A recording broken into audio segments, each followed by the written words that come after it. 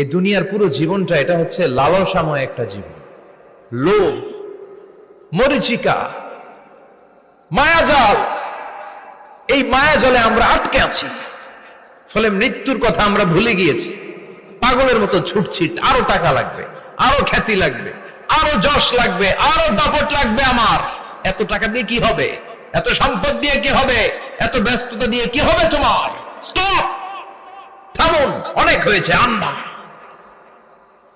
থামুন, take a rest, take a breath and think about death.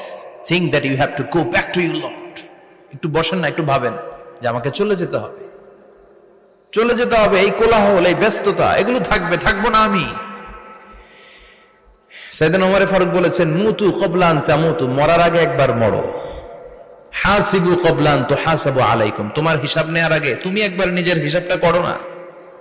কাগজ বের করে একটু লিখো না, কি কি ভালো কাজ করছিলা, যেগুলো দিয়ে নাজাতের ওসিলা হতে পারে, 1 2 3, আর কি কি আকাম কুকাম করছো দেখো না, লিখে দেখো তোমার অবস্থাটা কি। মরার আগে একবার মরো। মরার আগে খাটের মধ্যে শুয়ে শটান করে চোখ বন্ধ করে একবার মরার ভান করে দেখেন কেমন লাগে। চোখটা বন্ধ করেন আর ভাবেন আপনি নাই, কি কি হতে পারে ভাবেন।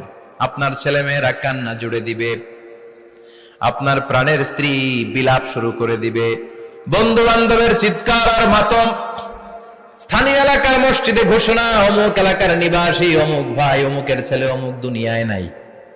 সব আত্মীয়রা চলে আসবে, ফেসবুকে স্ট্যাটাস দেয়া হবে, সবাই সবাইকে জানাবে বিকাল 4টায় অমুক হাই স্কুল ময়দানে আপনার জানাজা।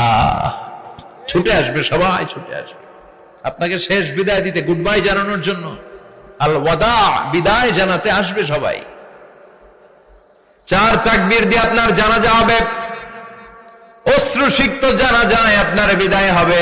কাঠের খাটিয়ার মধ্যে করে কাঁধে তুলে আপনার কবরে নেওয়া হবে, আগে থেকে খুঁড়ে রাখা কবরটার মধ্যে আপনারে বিছিয়ে দেয়া হবে, বাঁশের কচি দিয়ে তার উপরে মাটির চাপা দিয়ে সব চলে যাবে।